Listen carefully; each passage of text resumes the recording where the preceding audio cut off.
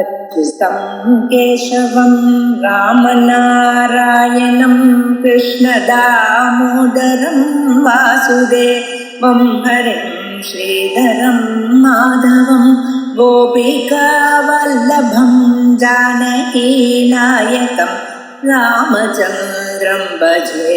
अच्युतं केशवं सत्यभामाधवं माधवं श्रीधरं राधिका राधितं इन्दिरामन्दिरं चेतसा सुन्दरं देवकी नन्दनं नन्दजं सन्ददे। ஆத்ம தத்துவம் இப்படி இருக்குன்னு வேதாந்த சாஸ்திரம் நமக்கு சொல்லியிருக்கு. அந்த தத்துவத்தை நாம் ஆத்ம தத்துவத்தை அறியும் பொழுது பின்னமாக இருக்கக்கூடியதான இந்த பிரபஞ்சம் மிச்சையாக இருந்துதான் ஆகணும். பிரபஞ்சம் சத்தியமாக இருக்குமேயானால் ஏகமேவ அத்விதீயம் என்று சொன்னதான ஆத்ம தத்துவம் அது பொருந்தாது. ஆகையால் திடீய வஸ்துவாக இருக்கக்கூடியதான பிரபஞ்சம் அது மிச்சையாகத்தான் இருக்கணும் அப்படிங்கிற அம்சத்தை நமக்கு சொல்லிட்டு வர்றார். ஆனா இதுல என்ன ஒரு விசேஷம் வருதுன்னா, நாம் சத்தியம் மிச்சையோ எதை பார்க்கறதா இருந்தாலும் அதுக்கு சில பிரமாணங்களை வச்சுட்டு நம்ம பார்க்கணும். பிரமாணம்னு சொன்னா பிரமையை உண்டு பண்ணக்கூடியதான சாதனம், பிரமாகரணம். பிரமாணம் பிரமாணம்னா உண்மையான அறிவு. எதை நையாயிக்கன் யதார்த்த ஞானம்னு சொல்றானோ அதை நம்ம பிரமாங்கிறோம். அந்த பிரமையை உண்டு பண்ணக்கூடியதான சாதனங்கள்னால நாம் எல்லாவற்றையும் பரீட்சை பண்ணிட்டு இருக்கோம். அதுல முக்கியமான பிரமா சாதனம் என்ன அப்படின்னா பிரத்யக்ஷம்ங்கிற. நான் பிரத்யக்ஷத்தை நிராகரணம் பண்ணல, ஆனா எல்லாத்தை விட உயர்ந்ததான ஒரு பிரமாகரணமானது ஒரு பிரமாணமானது சாஸ்திரம் அப்படிங்கிறத நம்ம முன்னால சொல்லியிருக்கோம். அதற்காக சாஸ்திரம் ஒண்ணுத்தான் பிரமாணம்னு நாங்க சொல்லல. சாஸ்திரம் அதோட பிரத்யக்ஷம், அனுமானம், உபமானம், அனுபலப்தி, அர்த்தாபத்தி இத்தனையும் பிரமாணம் தான். ஒவ்வொன்றுக்கும் ஒவ்வொரு விஷயம் இருக்கு. சில அம்சங்களை சிலதை எடுத்துப்பாங்க. அப்படி இருக்கும் பொழுது நான் விமதம் மித்யா திருஷ்யத்வா சுத்தி ரூபியவது அப்படிங்கிற ஒரு அனுமானத்தினால பிரபஞ்சத்திற்கு மித்யாத்வத்தை சாதித்தோம். எதற்காக நீங்க சாதிக்கணும் அப்படின்னு சொன்னா, ஸ்ருதி சொல்றது என்ன சொல்றது, நேகனாஸ்தி கிஞ்சனா நாத்திர காச்சன திதாஸ்தி அதாதாதேசோ நேதி நேதி நக்கியன்யஸ்மாதி நேதி. இப்படி எல்லாம் ஸ்ருதிகள்லாம் நமக்கு இந்த பிரபஞ்சத்தும் மித்யான்னு சொல்றது தத்வாரமாக பிரபஞ்சம் பிரம்மம் சத்தியம்ங்கிறதும் நமக்கு சொல்றது. ஆனா இந்த பிரபஞ்சம் மித்யா, விமதம் மித்யா, திருஷ்யத்வா சுத்தி ரூபியவதுன்னு எந்த ஒரு அனுமானம் நாம சொன்னோமோ இந்த அனுமானம் சரியில்ல அப்படிங்கிறது. ஏன்னா இந்த அனுமானத்துக்கு பிரத்யக்ஷ பாதம் வருது. பிரத்யக்ஷத்தினால இந்த அனுமானம் பொய் என்று அறியப்படுகிறது அப்படின்னு சொல்லணும். அதுக்கு முன்னால இந்த பாதத்தை சொல்றதுக்கு முன்னால பாதத்தை முன்னாலே ஆசங்க பண்ணினா பாதத்யாகிரே நிர்திஷ்யமானத்வா அப்படின்னு சொல்லிட்டார். எங்க அம்சித்வ அனுமானம் சொல்றப்ப இந்த அனுமானத்துக்கு பாதம் வருவேன்னு கேட்டார். பாதத்திய அக்ரே நிர்திஷ்யமானத்வா, வரக்கூடியதான பாதத்தை மேல நாம தடுக்க போறோம், பாதம் இல்லை என்று நாம சொல்ல போறோம்னு சொல்லியாச்சு. அதனால அதை தனியா வச்சுவிட்டான் அந்த பாதம்ங்கிற அம்சத்தை. ஆனால் உபஜீவியத்துவேன விரோதம் வருது சார். உபஜீவியம்னு என்னது, தான் எதை ஆசிரியத்து முன்னுக்கு வந்தானோ அதுக்கு விரோதமா இருந்தால் அப்ப அது தப்பா போயிடும் அப்படிங்கிற அம்சம். அதனால எந்த அனுமானம் நம்ம சொல்லிட்டு இருக்கோமோ, எந்த அனுமானம் சொல்ற விமதம் நித்யா திருஷ்யத்வா சுத்தி ரூபியவது எனக்கூடியதான அனுமானம். இந்த அனுமானம் தான் உண்டாகிறதுக்கே பிரத்யட்சத்தை எதிர்பார்க்கிறது. அப்படிப்பட்டதான இந்த அனுமானம் பிரத்யட்சத்தினால காட்டப்பட்டதான ஒரு விஷயத்துக்கு முரணாக பேசாது. அது அவனுடைய அபிப்பிராயம். அப்படின்னா நாம் யாரால் முன்னுக்கு வந்தோமோ அந்த முன்னுக்கு வந்ததுனா அவருக்கு மாறாக பேசக்கூடாது அப்படிங்கிற ஒரு நியாயம். அது லௌகிக்க நியாயம் தான், சாஸ்திரங்கள்லயும் ஒத்துக்கிறோம். இப்படிப்பட்டதான இந்த நியாயத்துக்கு விரோதமா இருக்கிறதுனால இந்த அனுமானமானது தன் காரியத்தை தான் செய்யாது. அனுமானம் என்ன பண்றது? உலகத்தை மித்யா என்று காட்டு. உலகத்தை மித்யா என்று காட்டக்கூடியது அனுமானம் தன் காரியத்தை பண்ணாது. அதாவது உலகம் மித்யா என்று சித்திக்காது அப்படிங்கிறோம். அது எப்படி சார் சித்திக்காதுங்கிறது லோகத்துல இப்படி இருக்கு பாருங்க. உபஜீவிய விரோதமா இருந்தால் எதுவும் தற்காரியத்தை செய்யாது அப்படிங்கிறது. அது முதல்ல 2-3 திருஷ்டாந்தத்தை சொல்லி அதுக்கப்புறம் இது மாதிரி இருக்கிறதுனால இந்த அனுமானமும் நீங்க சொன்னதான அனுமானமும் சரியல்ல அப்படின்னு சொல்லப்படலாம். இது நாம பார்க்க வேண்டியது. ஒரு அம்சம் முன்னால பார்த்து ஒரு 3 வாரம் ஆனதுனால ரொம்ப கஷ்டமா இருக்கணும். இந்த பழைய பாடத்தையும் பார்த்துட்டு அதுக்கப்புறம் மேல போவோம். பாருங்க, உபஜீவியத்வேன பிரத்யக்ஷஸ்ய பிராபல்ய நிராகரணம். இதுதான் இப்ப நம்ம எடுத்துக்கொண்டதான தலைப்பு. நனு உக்தநியாயைஹி பிரத்யக்ஷஸ்ய ஜாஸ்தியா பிராபல்யா பாவேபி. உக்தநியாயைஹி கீழ் சொன்னதான நியாயங்கள்னால என்ன? ஜாஸ்தியா பிராபல்யம் இல்ல, உபகிரமகரத்வேன பிராபல்யம் இல்ல, சீக்கிரமந்தர காரியத்துவேன பிராபல்யம் இல்ல, சாமானிய விசேஷ நியாயத்தினால பிராபல்யம் இல்ல, சாவகாச நிரவகாசத்தினால பிராபல்யம் இல்ல, பகுவிஷய பாதரூபமானத்தினாலே பிராபல்யம் இல்லை என்று 6 நியாயங்கள்னால பிரத்யக்ஷம் பிரபலமாகாது என்று கீழ் பிரகரணத்துல நாம் சொன்னோம்.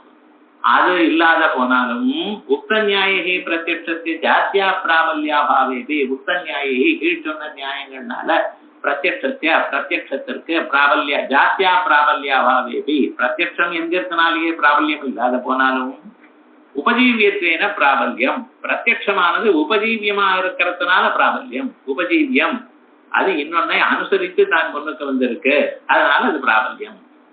உபஜீவிய பிரத்யக்ஷத்தை அனுசரித்துத்தான் மற்றவைகள்லாம் வந்திருக்கு. ஆகையால் தான் எல்லாவற்றுக்கும் வழிகாட்டியா இருக்கு. ஆகையால் வழிகாட்டியா இருக்கக்கூடியதான அந்த பிரத்யக்ஷம் இன்னொன்னால பாதிக்கப்படுமா? பாதிக்கப்படாது. ஆகையால் பிராபல்யம். உபஜீவியத்துவம் எப்படி?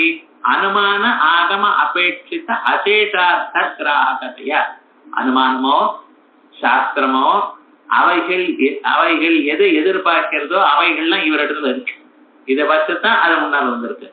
அதனால சாச்ச அந்த கிராகதாச்ச கொச்சித் சாட்சாத் கொச்சித் பரம்பரையா. சில சமயத்துல சாட்சாத்தாகவே இது உபஜீவிக்கும், சில சமயத்துல பரம்பரையாக இதனுடைய ஒரு ஏகதேசத்தை உபஜீவிக்கும். எப்படி?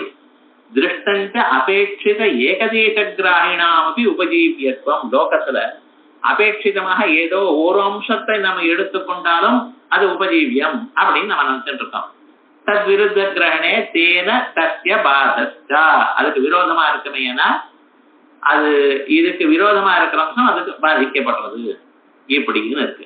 இப்ப இது சாதாரணமா சொன்னா நமக்கு புரியாது. ஒரு திருஷ்டாந்தத்துல எடுத்தோம்னா நல்லா புரியும். அதனாலதான் திருஷ்டாந்தம் சொல்றேன். யதா கட விபுத்துவ அனுமானே பட்சகிராகிணா அக்ஷ்ணா. மொத்த கடஹா விபு அப்படி அனுமானம். கட்டம்னா குடம். குடமானது எங்கும் இருக்கு, உலகம் முழுக்க வியாபிச்சிருக்கு. ஏன் சார் பெரிய தெரியலையேன்னா அனுமானம் பண்றான் சார். அனுமானம்னா அவன் இஷ்டமா பண்ணலாம் இல்லையா? கட்டமானது வியாபகமா இருக்கு, ஆகாசம் பாரு எல்லா இடத்துலயும் இருக்கு.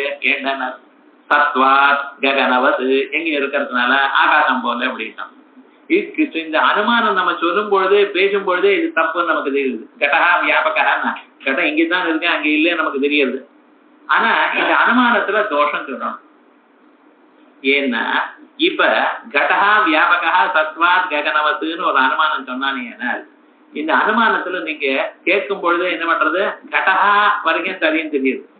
வியாபகா குடமானது எங்கும் வியாபித்து இருக்கு அப்படின்னு சொன்னதுமே அது எப்படி சார் அப்படிங்கிற அது எப்படின்னு நீங்க எப்படி சொல்றீங்க அப்படின்னா, எந்த குடத்தை நீங்கள் முன்னால பார்த்திருக்கீங்களோ அந்த பார்த்த கண்ணே உங்களுக்கு பாடத்தை கற்பிச்சிருக்கு. குடமானது ஒரு இடத்துலதான் இருக்கும், அது பரிச்சின்னமாக இருக்கும் அப்படின்னு காட்டி கொடுத்து. சோ இப்ப இந்த கடகாங்கிற ஒரு பட்சமானது இங்க இந்த பட்சத்தை கண்ணு கிரகிச்சிருக்க முன்னால. கடகா வியாபகா அப்படிங்கிற ஒரு அனுமானம் சொல்லும் பொழுது இதுல இருக்கிற பட்சத்தை இந்த கடகாங்கிற பகுதியை கண்ணு கிரகிச்சிருக்கு. அந்த கண்ணு எப்படி சார் கிரகிச்சிருக்க? ஏகதேசமாக பரிச்சின்னமாக இருக்கிறதாக கிரகிச்சிருக்கு. சோ பரிச்சின்னமாக இருக்கக்கூடியதான அந்த அம்சத்தை கிரகித்ததான அந்த கண்ணு வியாபகம்னு சொல்லக்கூடியதான இந்த அனுமானத்துக்கு விரோதமாக இருக்கு. சோ இப்ப என்ன, இந்த அனுமானமானது எதை அபேட்சித்து வந்திருக்கு? அந்த பட்ச அம்சத்துல பிரத்யட்சத்தை அபேட்சித்து வந்திருக்கு. அந்த பிரத்யட்சமானது இதுக்கு விருத்தமான ஒரு அம்சத்தை நமக்கு காட்டி கொடுத்திருக்கு. எப்படி? கடமானது பரிச்சின்னம்னு. இப்ப இங்க அனுமானத்துல என்ன சொல்றது? கடமானது வியாபகம்னு சொல்றது. சோ இந்த பிரத்யட்சமானது இதை விட அதை அபேட்சித்து வந்ததான இந்த அனுமானம் அதுக்கு விரோதமான அம்சத்தை சொல்றதுனால அந்த பிரத்யட்சத்தினால பாதிக்கப்பட்டது. எப்படி அது உபஜீவியம்? இந்த அனுமானமானது கடகா வியாபகா சத்வா ஜெகனவத்துன்னு ஒரு அனுமானம் பண்ணினான். இந்த அனுமானத்துல பட்சமானது கட்டம்ங்கிறது. இந்த கட்டமானது கட்டத்துல வியாபகத்துவத்தை இவர் சாதிக்கிறான். ஆனா இந்த கட்டத்தை கிரகிக்கும் பொழுதே கண்ணால் தானே குடத்தை அறிஞ்சோம். அந்த கண்ணு கிரகிக்கும் பொழுது அந்த கண்ணு எப்படி கிரகிச்சிருக்கு? கடமானது பரிச்சின்னம் அப்படின்னு கிரகிச்சிருக்கு. ஆக கடமானது பரிச்சின்னம் என்று கிரகித்ததான யாதொரு பிரத்யட்சம் உண்டோ அந்த பிரத்யட்சத்தை உபஜீவித்து தானே இது வந்திருக்கு. கடகான தெரியாத போல எப்படி அனுமானம் பண்ண முடியும்? பிரத்யட்சத்தை உபஜீவித்து வந்திருக்கு. அந்த உபஜீவிதமான அந்த பிரத்யட்சம் என்ன பண்றது? இதுக்கு விரோதமான அம்சத்தை சொல்லியிருக்கு.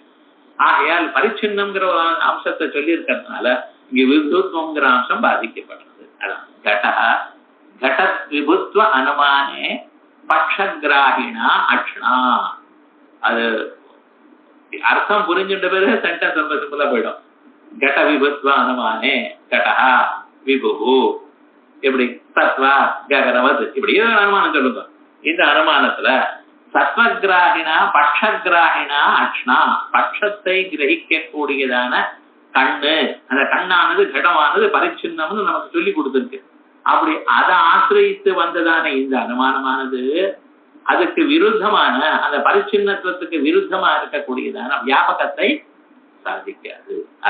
அப்ப உபஜீவிய விரோதம், உபஜீவியமான கண்ணுங்கிற பிரத்யட்சத்துக்கு விரோதமாக இருக்கிறதுனால இங்க இருக்கிற விபுத்துவமானது இது சாதிக்கப்படாது. புரிஞ்சுதா? கட விபத்வானமானே பட்சகிராகினா அக்ஷணா. அதே போலயே நரசிர சுச்சித்வ அனுமானே சாத்தியகிராகேன ஆகமேனா. இன்னொருத்தர் அனுமானம் பண்ணினார். நரசிர கபாலம் சுச்சி பிராண்யங்கத்வாத் சங்கவது அப்படின்னு. நரசிர கபாலம் மனுஷனுடைய மண்டவோடு சுத்தமானது, சுச்சி, தொட்டா ரைட் புண்ணியம் அப்படின்ட்டாங்க. ஏன் சுவாமி? பிராண்யங்கத்வா, ஒரு பிராணியினுடைய அங்கமோ இல்லையோ அது சங்கவது. சங்கம்னு இருக்க நம்ம பூஜையில வச்சுட்டு இருக்கோம். இந்த சங்கம் இது ஒரு பிராணியினுடைய அங்கம் தான். ஜலத்துக்குள்ள சமுத்திரத்துக்குள்ள ஒரு பிராணி இருக்கு. அந்த பிராணியானது அதனுடைய வெளியில அவுட்டர் கவரிங் தான் இந்த சங்கம்ங்கிறது. ஆனா என்ன சொல்றது, அந்த சங்கத்தை எடுத்து பரமேஸ்வரனுக்கு அபிஷேகம் பண்ணாலோ மற்றவர்களுக்கு அபிஷேகம் பண்ணா ரொம்ப நல்லது அப்படின்னு சொல்றது. மகாவிஷ்ணு அங்கே சாநித்தியமா இருக்க, அவர் கையிலேயே சங்கத்தை வச்சுட்டு இருக்காரு பார்த்தீங்களா, ஆகையால் ரொம்ப விசேஷம் அப்படின்னு சொல்றது. சங்காபிஷேகங்கள் அங்கங்க நடக்கிறது நீங்க பார்த்துட்டு இருக்கேன். இப்ப இந்த சங்கமானது சுச்சின்னு நம்ம ஒத்துட்டு இருக்கோம். சாஸ்திரமும் சுச்சின்னு சொல்றது சங்கத்தை. இப்ப அதை வச்சுண்டு அதை மனசுல வச்சுண்டு அதுவும் ஒரு பிராணியினுடைய அங்கம், அது சுச்சின்னு நம்ம சொல்லிட்டு இருக்கோம். அதே போல மனுஷனுடைய மண்டவோட சுச்சியா இருக்கட்டுமே அப்படின்னு அனுமானம் பண்ணார். நரசிர கபாலம் சுச்சி பிராண்யங்கத்வா சங்கவது அப்படி. ஆனா இது சொல்லும் பொழுதே நமக்கு தப்புன்னு தோன்றுது. ஏன்னா நம்ம எங்கேயோ ஒரு தர்மசாஸ்திரத்துல ஒரு வாக்கியம் கேள்விப்பட்டிருக்கோம். எப்படி? நாரம் ஸ்பிருஷ்வா அப்தித ஸ்நேகம் தவாசா ஜலமாவிஷேத். மனுஷனுடைய சரீரத்தில் இருக்கிற எந்த பகுதியும் அது அசுச்சித்தான். எது வரைக்கும் இந்த சரீரத்துல பிராணம் இருக்கிற பரியந்தம் அது போயிடுத்துன்னு வச்சுங்களேன், சர்வதா அசுச்சி. அதே நாரம் ஸ்பிருஷ்வா அஸ்தி, மனுஷனுடைய எலும்போட எதையும் தொட்டாலே அது அவ்வளவு அசுச்சி. தவாசா ஜலமாவிஷே, அப்படியே வஸ்திரத்தோட ஸ்நானம் பண்ணிட்டு வா அப்படிங்கிறது. என்ன சார் அப்படின்னா அது அசுச்சி அப்படின்னு ஒரு ஸ்ருதி நமக்கு சொல்றது. அப்ப அது நம்ம ஞாபகம் இருக்கும் பொழுது இந்த அனுமானத்தை கேட்டதுமே நமக்கு என்ன தோன்றது? ஓஹோ இது தப்பு சார் அப்படின்னு நமக்கு தோன்றதா இல்லையா? ஆனா இது தப்புன்னு தோன்றது அனுமானத்தை எப்படி சொல்வேன்? ஐயா, இந்த அனுமானம் இதுல சாத்திய அம்சம் இருக்கு பார்த்தல.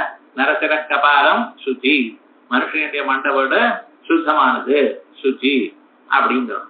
இந்த சுச்சித்துவங்கிற ஒரு அம்சமானது இது எதனால தெரிகிறது, எதை உபஜீவிக்கிறது அப்படின்னு சொன்னீங்கன்னா, இந்த சங்கத்தை பிராணியங்கமா இருக்கிறதுனால பிராணியமங்கள்லாம் சுச்சின்னு ஒரு அனுமானம் சொல்றது. அதை எதிர்பார்த்துட்டு இவர் சொல்றார். ஆனா வஸ்துதா என்ன சொல்றது, இது அசுச்சின்னு இன்னொரு ஆகமம் சொல்றது. நமக்கு அசுச்சிங்கிற ஒரு ஆகமத்தை வச்சுண்டு வந்ததுனால நரசிர கபாலம் சுச்சிங்கிறது அந்த ஆகமத்துக்கு விரோதமா, ஏதது உபஜீவியமான ஆகமத்துக்கு விரோதமா இருக்கிறதுனால என்ன எடுத்து இது சுச்சித்துவத்தை சாதிக்காது. ஆகையால் ஆகமத்தினால இதுக்கு பாதம் வருது. பாதம்னு வர்றதுங்கிறது பாதம்னு சொல்லாமல் இந்த அனுமானம் வர்றதுக்கு முன்னால் இந்த சுச்சித்துவமா அசுச்சித்துவம் உங்களுக்கு எப்படி தெரியும்? இது மடி இது விழுப்புன்னு எப்படி தெரியும் உங்களுக்கு? லோகத்தை சொல்லுங்க. இது தொட்டா மடிப்பு மடி, இது தொட்டா விழுப்புன்னு பெரியவான மாத்திர சொல்லிட்டு இருக்க. படுக்கையெல்லாம் தொட்டா விழுப்பு, தொடப்படாது. ஸ்நானம் பண்ண பிறகு சுத்தமான இதுதான் தொடணும், மற்றதெல்லாம் தொட்டா விழுப்பு அப்படிங்கிற. இதெல்லாம் எப்படி தெரிஞ்சது உங்களுக்கு? இதை பெரியவா சொல்றா சார் அப்படின்னு நீங்க சொல்லலாம். நியாயமா என்ன சொல்றது? சாஸ்திரம் சொல்றது. இது சுச்சி இது அசுச்சிங்கிறதுக்கு எது பிரமாணம்? சாஸ்திரம் தான். ஆகையால் அந்த சாஸ்திரமானது அதை உபஜீவிச்சுண்டு வந்திருக்கு இந்த சுச்சித்துவங்கிறது. சுச்சிங்கிறத சொல்லக்கூடியதான இந்த அனுமானத்தில் இருக்கக்கூடியதான சாத்தியமானது ஆகமைக்க சமதிகமியமாக இருக்கக்கூடியதான சுச்சித்துவ அசுச்சித்துவத்தை எதிர்பார்த்து கொண்டு உபஜீவித்து கொண்டு வந்திருக்கு. ஆகையால் உபஜீவித்து வந்துருக்கக்கூடியதான இந்த சுச்சித்துவமானது ஆகமத்தினால வேற விதமாக சொல்லப்படும் பொழுது இது தன்னுடைய அம்சத்தை சாதிக்காது. அவ்வளவு. நரசிர கபாலம் நரசிர சுச்சித்துவ அனுமானே சாத்திய கிராகேன ஆகமேனா. சாத்தியமானது சுச்சித்துவம், சத்கிராகமான ஆகமம். அது என்னது? விசுத்தமான ஆகமம். நாரசுத்தா அசி சஸ்நேகம் சவாசா ஜலவாம்சே அது அசுச்சின்னு சொல்லக்கூடியதான ஆகமத்தினால இதுக்கு பாகம் வருது. அதே போலயே மனோவைபவ ஒவ்வொன்றுக்கும் சொல்றாங்க. மனோவைபவ அனுமானே ஞான அசமவாயி ஆதாரத்வ ரூப ஹேதுகிராகேன அனுமானேன மனஹ விபு ஞான அசமவாயி ஆதாரத்வாத் ஆத்மவத் அப்படின்னு ஒரு அனுமானம் பண்ணி. இந்த அனுமானம் எல்லாம் எதுக்கு சார் எங்களுக்கு வேண்டாமே நீங்க சொல்ல வேண்டாம் தான். ஆனா எங்க இதுவரை அவன் திருஷ்டாந்தத்தை சொல்லிட்டு இருக்கான் பூர்வபட்சி. இந்த இடத்துல விரோதம் வருது அப்படின்னு. மனசுன்னு ஒண்ணு இருக்கு பார்த்தல. இந்த மனசுன்னு என்னதுன்னா அது நமக்கு சொல்லணும். சாதாரணமாக மனசுன்னு மனசு ஒரே கவலையா இருக்கு சார், மனசு புடிங்கிட்டே இருக்கு சார் இப்படிலாம் நீங்க சொல்லிட்டு இருக்கீங்க, ஒத்துக்கிறேன். ஆனா மனசு எங்க இருக்குன்னு யாராவது கேட்டா தெரியுமோ? கை காலெல்லாம் காட்டுறப்பல மனசை உங்களால காட்ட முடியுமோ? முடியும். ஆனா மனசுங்கிறது யாருக்கும் தெரியாது, எக்ஸ்ரேலையும் விழாது, பிசிக்கலா இல்லை. ஆனா மனசுன்னு ஒவ்வொருத்தரும் ஒவ்வொரு விதமா சொல்றாரு. Bundle of thoughts J Krishnamurti சொல்லிட்டு இருக்காரு அவர். ஆனா நம்ம மனசுன்னு என்னது, நம்ம ஸ்ருதி என்ன சொல்றது கவனிப்போம். காமஸ்தம் கல்போ விசிகித்சா ஸ்ரத்தா ஸ்ரத்தா திருதி ரதிருதி ரீர் தீர் தீரித்தேத சர்வம் மன ஏவா அப்படின்னு இவைகள்லாம் மனசு தான். இந்த எண்ணங்கள்லாம் சேர்ந்து மனசு அப்படின்னு சொல்றோம். அந்த மனசானது என்ன ஏது என்று தீர்மானம் பண்ணி அந்த மனசு அதனுடைய சைஸ் என்ன சார், அது ஒரங்குணம் இருக்கா ரெண்டங்குணம் இருக்கா என்ன ஏது அப்படின்னு கேட்கும் பொழுது சில சாஸ்திரக்காரர் சில விதமாக நினைத்தார். இப்ப நையாயிக்கெல்லாம் என்ன பண்ணிவிட்டா மனச அணுபரிமாணம்னு சொல்லிவிட்டான். நம்ம வேதாந்தி என்ன சொன்னா மனசுக்கு மத்தியம பரிமாணத்துவத்தை ஒத்துட்டு இருக்கோம். மத்தியம பரிமாணம்னா என்ன சார் அப்படின்னா ரொம்ப அணு மாதிரி சின்னதும் இல்லை, ஆகாசம் மாதிரி பெருசும் இல்லை, நடுவில் ஏதோ ஒரு பரிமாணம். எப்படி நம்ம இதயத்துக்குள்ள இருக்கு, இதயத்துடைய எந்த பரிமாணமோ அது வச்சுப்போம். அது ஒரு மத்தியம பரிமாணமா வச்சுட்டு அந்த மனசு மாறுறது, ஒரு பொருளை பார்க்கும் பொழுது அந்த பொருளாக மாறுறது. இந்த டிபி மிஷின் தான் பார்த்துருக்கலாம் இல்லையா, அதை ப்ரெஸ் பண்ணினா அதுக்குள்ள ஒரு அப்படி மேல அந்த மெர்க்குரி மேல போறது பார்த்தல, அதே மாதிரிதான் இந்த மனசு என்ன பண்றது. ஒரு குடத்தை பார்த்தேன்னா மனசு கண் வழியா குடம் இருக்கிற இடம் வரைக்கும் போறது, குடம் இருக்கிற வரைக்கும் போய் அந்த குடத்தெல்லாம் அப்படி பார்த்துட்டு திரும்பி வருது. அதனாலதான் மறுபடியும் நீங்க குடம் எப்படி இருந்ததுன்னா அது வயிறு பெருத்து கழுத்து குறுகி கருப்பாக ஜலத்தை ஒத்துக்கப்பல் இருக்குன்னு இவ்வளவு சொல்ற இடம் எப்படி தெரியும் உங்களுக்கு? அந்த குடத்தை பார்த்து ஆத்துக்கு வந்த பிறகு அது எப்படின்னா குடத்தை பொம்மை போடுற இடம் இல்லையா? அப்ப அது நீ நினைப்பு உங்க மனசுல இருக்கோ இல்லையோ, ஸ்மிருதி இருக்கா இல்லையா? அப்ப என்ன அர்த்தம்? அதனால இந்த மனசு அந்த குடம் இருக்கிற இடத்துக்கு போய் எல்லாத்தையும் கவனிச்சுட்டு வந்தது அப்படின்னு இவர் சொல்றார். சோ மனசு மாறக்கூடியதான பொருளா இருக்கிறதுனால அது மத்தியம பரிமாணம் இவைகள்லாம் நம்ம சொல்லிட்டு இருக்கோம் வேதாந்தத்துல. ஆனா இந்த நையாயிக்கு என்ன பண்ணிவிட்டான், அவன் ஒரு பிரக்கிரியை சொல்லி வச்சிருக்கான். ஒரு குடத்தை நீங்க பார்க்கணுமே ஆனால் அந்த குடத்துக்கும் கண்ணுக்கும் கான்டாக்ட் இருக்கலாம். கண்ணு குடத்தை பார்த்தா தானே சார் இது குடம்னு எனக்கு அறிவு வரும். குடத்தை பார்க்காம வருமா? குடம் இது குடம் எனக்குடைய அறிவு வரணுமே ஆனால் என் கண்ணுக்கும் குடத்துக்கும் சம்பந்தம் இருக்கணும். கண்ணுக்கும் குடத்துக்கும் சம்பந்தம் மட்டும் இருந்தா போறாது, அந்த கண்ணுக்கும் மனசுக்கும் சம்பந்தம் இருக்கணும். ஏன்னா எதிர்க்க இருந்தாலும் மனசு கவலையா இருந்து யாரும் கவனிக்க மாட்டேங்கிறோம். ஸோ மனசு ஆக்சுவலி கண்ணோட சேரணும், கண்ணு குடத்தோட சேரணும். இந்த ரெண்டு இருந்தா மட்டும் போறாது. அந்த மனசுக்கும் ஆத்மாவுக்கும் சம்பந்தம் வேணும். ஏன்னா ஆத்மாவுக்குமே அறிவு வருது. இது குடங்கிற அறிவு எங்க வருது? எனக்கு வருது, ஆத்மாவில் வருது. ஸோ இப்ப என்னாச்சு, ஆத்மா மனசா சங்கீதத்தே மன இந்திரியேன இந்திரியம் அர்த்தேன தத பிரத்யக்ஷம். ஆத்மா மனசோட சேர்றது, மனசு கண்ணோட சேர்றது, கண்ணு குடத்தோட சேர்றது. பிறகு இந்த ஆத்மாவுக்கு இது குடம் எனக்கூடியதான அறிவு வருகிறது. பர்ஃபெக்டா இருக்கு தரணும். நியாயசாஸ்திரம் வாசிக்கும்போது கரெக்டா சொல்றது. என்ன கரெக்டா சொல்றான்? எல்லாம் தப்புன்னா எல்லாம் தப்பு வேதாந்த வாசிகளுக்கு தெரியும். இவன் இருக்கு. ஆனா அவன் என்ன சொல்றான், இந்த மனசு இருக்கு. இந்த மனசானது நமக்கு அறிவுகள்லாம் வரும் பொழுது ஒவ்வொரு அறிவா தான் வருது. ஒரே சமயத்துல 5 அறிவு வரல. குடத்தை பார்க்கும் பொழுது குடம் பார்க்கிறோம், அதுக்கப்புறம் அடுத்த சமயம் இந்த பக்கம் பார்க்கிறோம், வேற ஒண்ணு இருக்கு, அதுக்கப்புறம் அங்கே பார்க்கிறோம் ஒண்ணு. எல்லா அறிவும் ஒரே சமயத்துல வந்துடுறதோ வரல. 1 by 1 1 by தான் வருது. சோ ஒவ்வொன்னோட வரும் பொழுது இந்த மனசானது அது அணுவா இருக்கணும். ஏன்னா அது விபுவா இருந்தா எல்லாமே அதோட சம்பந்தப்படும். சோ எல்லா அறிவும் நமக்கு வந்திருக்கும். எல்லா அறிவும் வருவதில்லை, ஒரு கணத்துல ஒரு அறிவு தான் வருது. ஆகையால் இது எப்படி சாத்தியம் அப்படின்னா இந்த மனசு அணுவா இருக்கிறதுனாலதான் முடியும் அப்படின்னு அவன் கண்டுபிடிச்சிருக்கான். சோ அந்த மனசானது அணுபரிமாணம். அணுபரிமாணம் அதனுடைய சைஸ் என்ன, ஒரு ஆட்டம் அளவுக்கு சைஸ். சோ அது ஆனா வேகமா வருது சார், வேகமா அந்தந்த பொருளோட சேர்ந்து டக்கு டக்குன்னு வேலை செய்யுது சார் அப்படிங்கிறோம். இப்ப நானோ டெக்னாலஜின்னு சொல்லிட்டு இருக்கல, எவ்வளவு அணுவா இருந்தாலும் அவ்வளவு வேகமா எல்லா காரியமும் நடத்துறதுங்கிற இதெல்லாம் அன்னைக்கே நையாயிக்கம் கண்டுபிடிச்சாங்க. சோ இந்த மனசானது அணுபரிமாணமா இருக்கு அப்படின்னா, இந்த மனசு அணுபரிமாணமா இருக்குங்கிறது எதனால கண்டுபிடிச்சான்? யுகபத் ஞானானுபவத்திர் மனதோ லிங்கம். இந்த மனசானது யுகபத்தாக அநேக விதமான ஞானங்களை உண்டு பண்றதில்லை.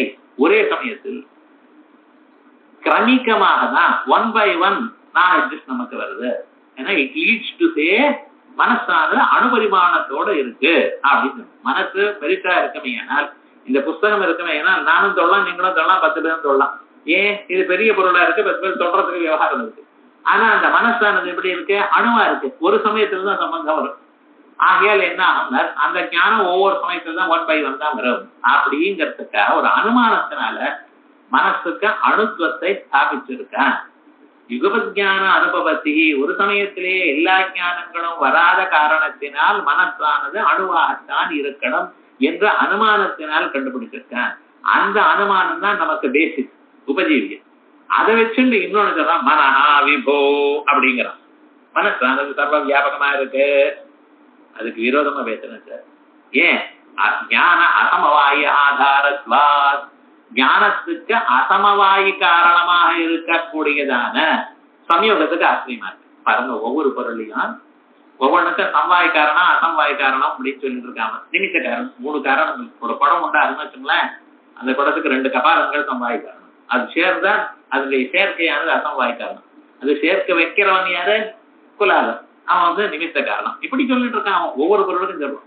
அதே போல நமக்கு இந்த ஞானம் உண்டாகணும். ஞானம் உண்டாகிறதுக்கு என்ன சார் காரணம்னா, அசமவாயி காரணம் என்ன? இந்த ஆத்ம மன சம்யோகம், ஆத்மா மனசோட சேரணும், அப்பதான் ஞானம் உண்டாகும். இந்த ஆத்மாவும் மனசும் சேர்றதோ இல்லை இந்த சம்யோகம், அந்த சம்யோகம் தான் அசமவாய். எப்பவுமே சம்வாய காரணம் திரவியத்துக்கு தான் வரும், அசமவாய காரணம் குணாதிகளுக்கு வருது.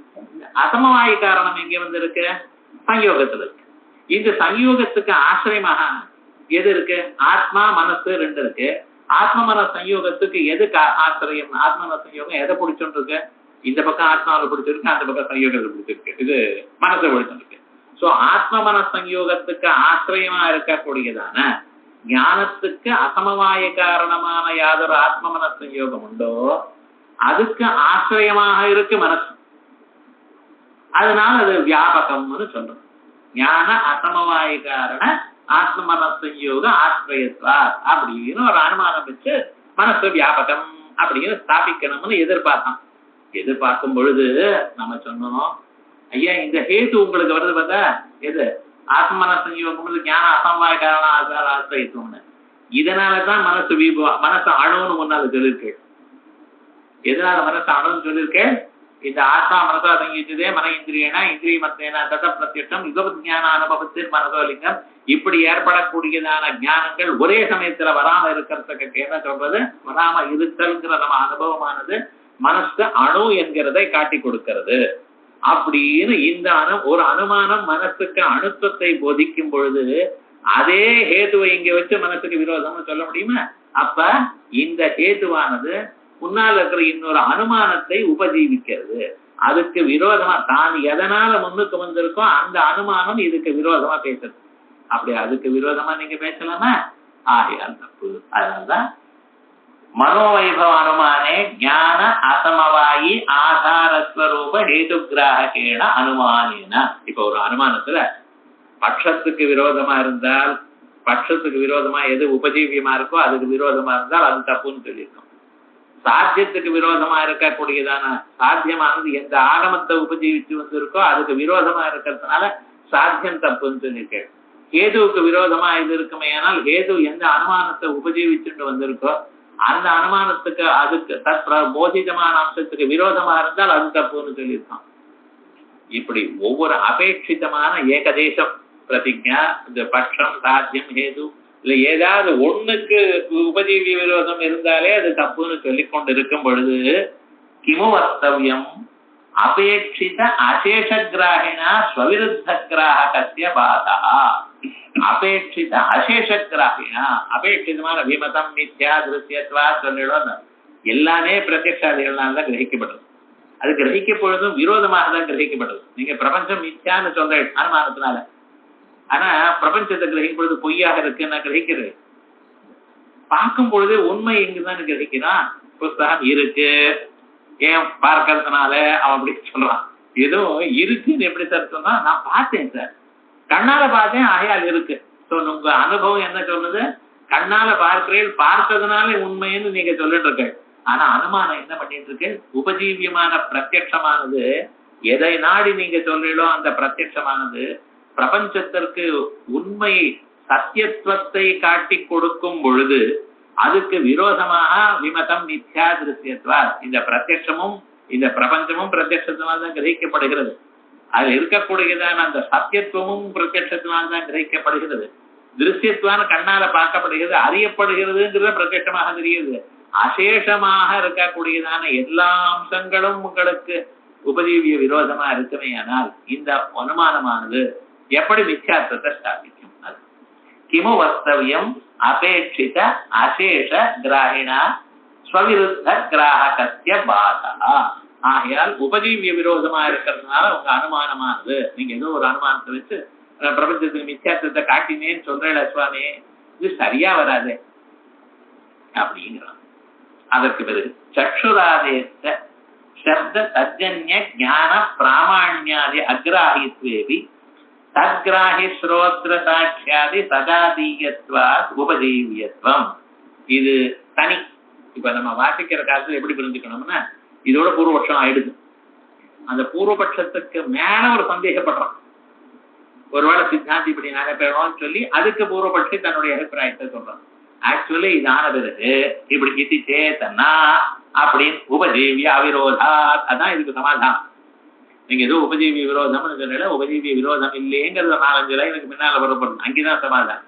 ஏதன் மத்தியில அவன் என்ன சொல்றான்? சக்ஷுராதேச சப்த தஜ்ஜன்ய ஞான பிராமாண்யாத்யக்ராஹித்வேபி தத்கிராஹி ஸ்ரோத்ர சாட்சியாதி சஜாதீயத்வாத் உபஜீவியத்வம். கண்ணு எப்படி சார் உபஜீவியமாக ஆகும்? கண்ணானது பிரபஞ்சத்துல நித்யாத்வத்தை நம்ம அனுமானத்தினால சாதிக்கிறோம். ஆனா பிரபஞ்சம் சத்தியம்னு கண்ணால் அறியப்படுகிறதுன்னு சொல்ற. அதே போல சாஸ்திரமானது என்ன சொல்றது? நேகநானாஸ்தி கிஞ்சனான்னு சொல்றது. இந்த சாஸ்திரமானது காதால தானே அறியப்பட்டது. கண்ணால அறியப்பட்டது. கண்ணால பிரபஞ்சம் சத்தியம்னு பார்த்தேன். குடம் நிஜம், வஸ்திரம் நிஜம், அது நிஜம், இது நிஜம்னு பார்க்கிறோம். இதுக்கு விரோதமாக கண்ணே பொய்ன்னு காட்டியிருந்தா ஓஹோ அது தப்பு சார், இல்ல கண்ணு சத்தியம்னு காட்டினாது. ஆனா ஸ்ருதினா உங்களுக்கு சொல்றது பிரபஞ்சம் மித்யா அப்படி நேகனானாச்சுக்கிஞ்சனான்னு எப்படி அது ஸ்ருதினா சொல்றது? காதுக்கும் கண்ணுக்கும் உபஜீவக பாவம் இருக்கோ இல்லையே அப்படின்னு கேட்டா, உபஜீவியமா இல்லாத போனா உபஜீவிய சஜாத்தியமா இருந்தா போதும். இப்ப என்ன, கண்ணு பிரபஞ்சத்துக்கு சத்தியத்துவத்தை காட்டுறது, பிரபஞ்சம் உண்மைன்னு காட்டி கொடுக்குறது. ஆனா காது என்ன பண்ணிட்டு தெரியுமா, ஒரு ஸ்ருதியை கேட்டிருக்கு. அந்த ஸ்ருதி என்ன சொல்றது, பிரபஞ்சம் பொய் என்று சொல்றது, நேகனானாஸ்திகின்றன. அதுக்கும் இதுக்கும் விரோதம் இல்லைன்னு. கண்ணும் புலன்தான் சார், காதும் புலன்தான். கண்ணானது பிரத்யட்சத்துக்கு சாட்சியை வந்திருக்க, அதுபோல காதுனால அறியக்கூடியதான ஞானத்துக்கு பிராமணியத்தை கொடுக்கிற சாட்சி வந்திருக்க. இவெல்லாம் சாட்சித்வேன துல்லியம். கண்ணு காதெல்லாம் இந்திரியத்வேன துல்லியம். இந்த இந்திரியமா இருந்தாலும் அந்த இந்திரியத்தை உபஜீவிச்சு இருக்கோம் இல்லையோ, இந்திரியத்வேன உபஜீவியாம்சம் இருக்கோ இல்லையோ, அதனால அது இருந்தா போரும். சற்றுராதேகே சப்த சஜன்ய ஞான பிராமணியாதி அக்ராஹித்வேபி. காது முதலிய காதுனால ஏற்படக்கூடியதான ஞானம் எது, பிரபஞ்சம் மித்யாங்கிற ஞானம், சாஸ்திரத்தால வந்த ஞானம். காதுன்னு சொல்ல ஏதோ லோக ஞானம் சொல்லப்படாது, சாஸ்திரத்தினால வந்த ஞானம். தத் பிராமணியாதி அக்ராஹித்வம், இது கண்ணு கிரகிக்காத போனாலும் தத்கிராஹி ஆகமகிராஹி. பிரபஞ்சம் மித்யா என்று சொல்லக்கூடியதான ஆகமகிராஹி ஸ்ரோத்ர சாட்சியாதி சஜாதீயத்வா, அதுக்கு சஜாதீயமா இருக்கிறதுனால தது உபஜீவியம். அதுக்கு விரோதமா இருந்தா இது போச்சு. திருஷ்டஞ்ச அதே போல இதான். இப்படி கண்ணு காதுன்னு தனித்தனி புலன்னா நம்ம நினைச்சுட்டு இருக்கோம். அதையே உபஜீவிக்கணுமே தவிர இதுக்கு சஜாத்தியமா இன்னொருத்தர் இருக்காரு சார் அப்படின்னு சொன்னா சரியா போயிடுமா அப்படின்னா, அப்படி நீங்க ஒத்துண்டு இருக்கு சார். எங்க திருஷ்டஞ்ச நரசிர கபால அசுச்சித்துவ போதக ஆகமஸ்ய நரசிர கபாலம் அப்படின்னு அது சுச்சின்னு நான் அனுமானம் பண்ணியிருக்கேன்.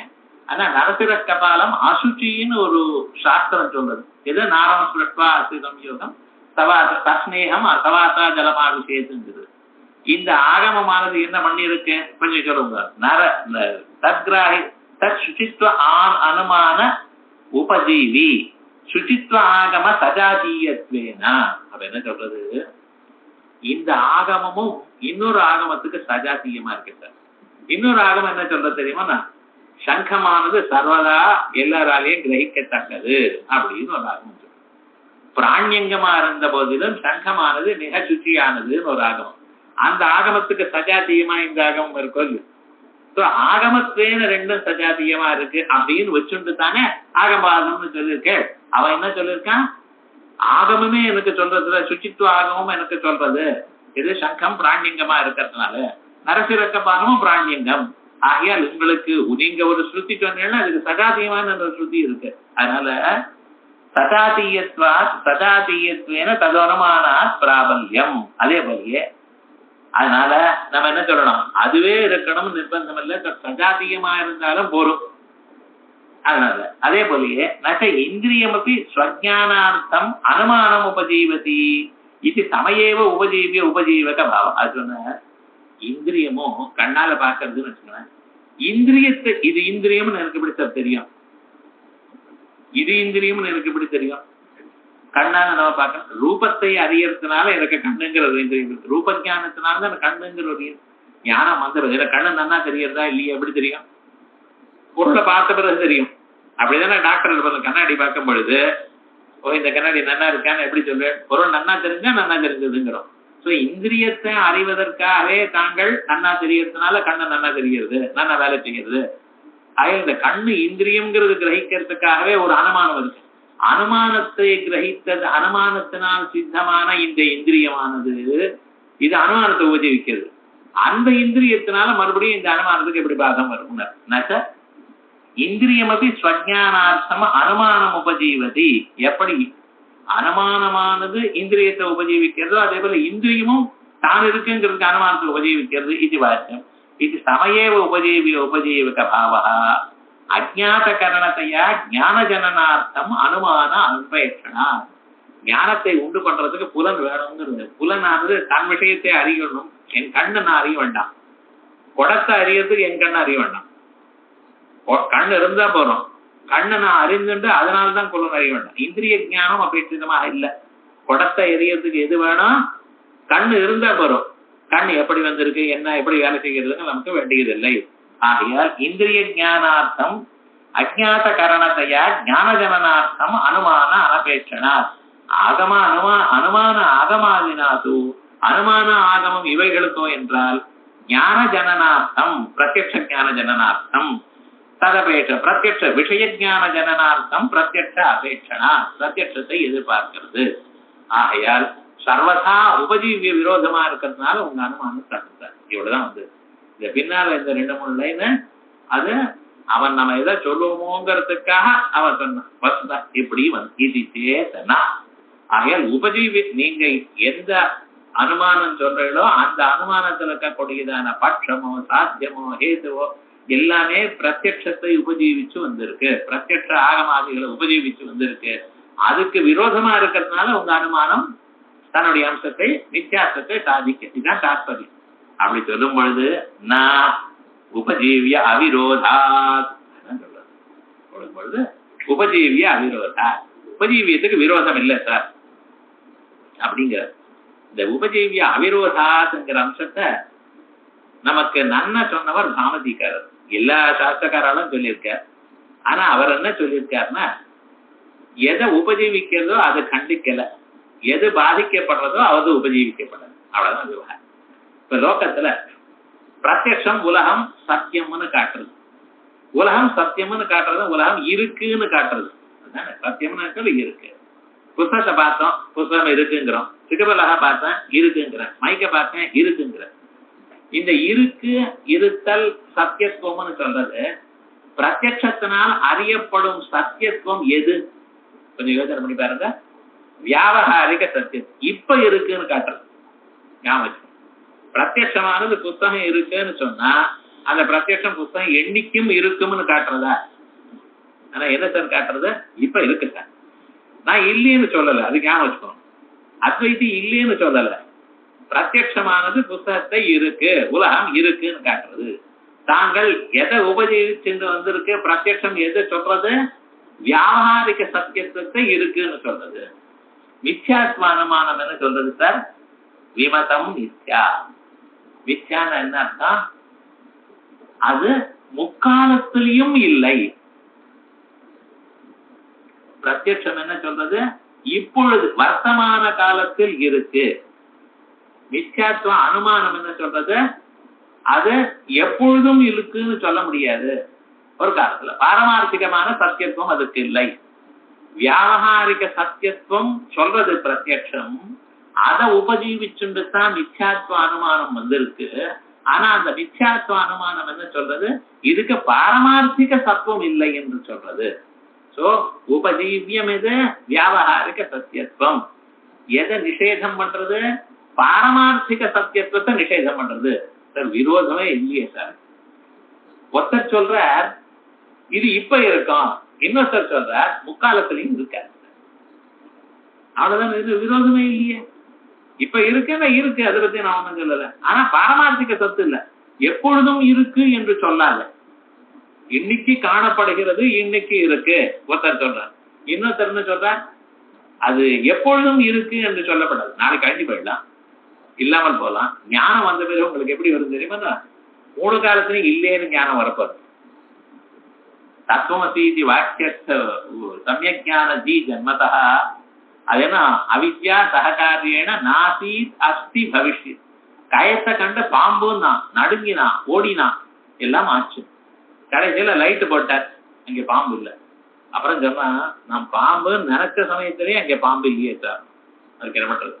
இப்ப பார்த்தப்பவும் பாம்பு இல்லை, இப்பவும் லைட் வந்த பிறகும் பாம்பு இல்லை, அதுக்கு முன்னாலேயும் பாம்பு இல்லை. ஆனா பாம்புன்னு பயந்து என்னன்னு நான் என்ன பண்றது? அதே போலதான் இப்பொழுது இந்த பிரபஞ்சம் நமக்கு பிரத்யட்சம் நமக்கு என்ன காட்டி கொடுக்கிறது? இப்பொழுது உலகம் இருக்கு என்றது, இப்பொழுது உலகம் இருக்கு என்று காட்டி கொடுக்கிறது. ஆனால் சாஸ்திரம் என்ன சொல்றது? எப்பொழுதும் இருக்கு என்று கருதாதே. ஆனா நமக்கு அனுபவம் வந்த பிறகு என்ன தெரியும், நான் பார்த்த சமயத்திலேயே இல்லையேன்னு தெரிய போகுது. அனுபவம் வந்த பிறகு துவைத்தி எதுன்னு நம்மளால சண்டை போடுறதுக்கு என்ன, நமக்கு தான் துவைத்தி தெரிய போடுறாங்க, ஒண்ணும் இல்லை. ஆனா விவகாரம் என்ன இருக்கு அப்படின்னு கேட்டேன்னா, பாரமார்த்திகமான சத்தியத்துவம் அங்கு இல்லை. உத்பாதக அப்பிரசித்வந்த்வா, எதை எதிர்பார்த்து தான் வந்ததோ இந்த பிரத்யக்ஷம், அதுக்கு விரோதமாக சாஸ்திரம் சொல்லல. அதான் உபஜீவிய அவிரோதா.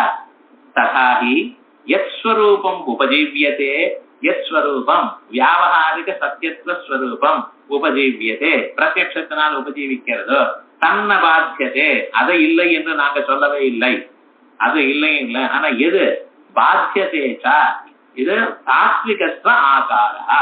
பிரபஞ்சம் தாத்விகம் எனக்கூடியதான அம்சத்தை தான் நாங்க இல்லைங்கிறோம். பிரபஞ்சம் பாரமார்த்திகமான சத்துங்கிறோம், அதுதான் இல்லைங்கிறோம். ஆனா எதை ஆசிரியிச்சு வந்திருக்கு, எதை ஆசிரியிச்சுட்டு இருக்கோம், வியாவகாரிக சத்தியத்துவத்தை. வியாவகாரிக சத்துன்னு சொன்னத உபஜீவித்து கொண்டு எந்த அனுமானம் வந்திருக்கோ அந்த அனுமானமானது பிரபஞ்சத்துக்கு வியாவகாரிக சத்தியத்துவத்தை நிஷேதம் பண்ணுமேயானால் உபஜீவி விரோதம் வரும். ஆனா எதை நிஷேதம் பண்றது, பாரமார்த்திக சத்துவம் இல்லை என்று தான் சொல்றது. ஆகையால் உபஜீவிய விரோதம் இல்லை. அதான் சொல்றது உபஜீவியதே காரணத்துவே தஸ்ய அப்பிரவேசா. ஏன்னா இது எதனால வந்ததோ அந்த காரணத்துவத்துக்குள்ள இந்த தர்மத்தை சொல்லல.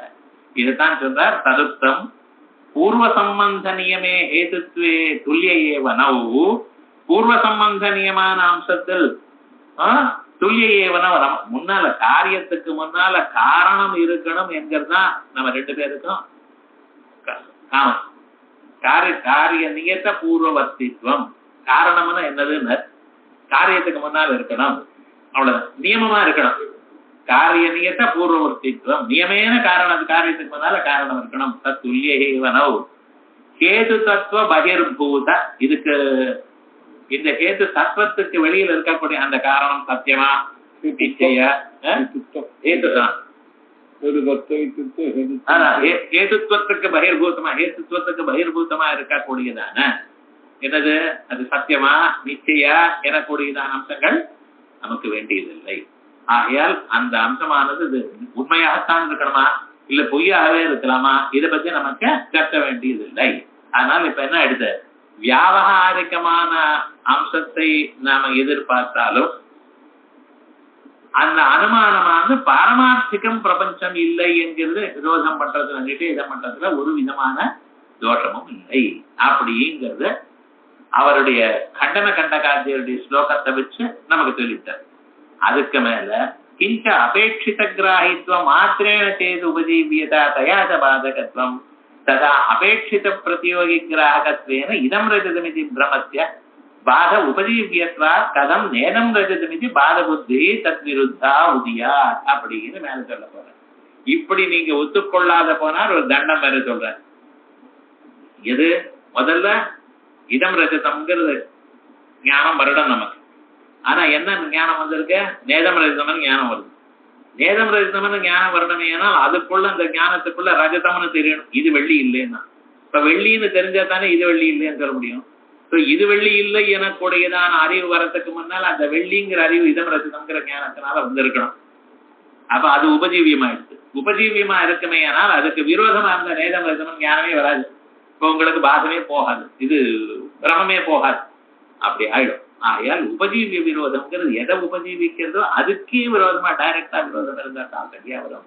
இல்லாத போனா விரோதம் இல்லை. நம்ம அம்சத்துல உபஜீவிய விரோதமே இல்லை எனக்கூடியதான அம்சத்தை மேல போய் சொல்லப்படுது.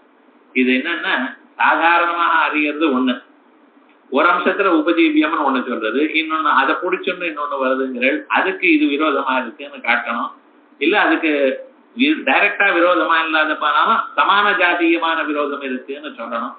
அதனால அறியறதுக்கு கொஞ்சம் கஷ்டமா இருந்தாலும் ரெண்டு தடவை சூட்சமையா பார்த்தோமையா புரிஞ்சு போயிடும். மனசுக்கு புரியுது வேற, அதை எடுத்து சொல்றதுங்கிறது அட்லீஸ்ட் மனசுக்கு நிச்சயமா புரியுது. அதனால இதனுடைய மேல் பாகத்தை அடுத்த வாரம்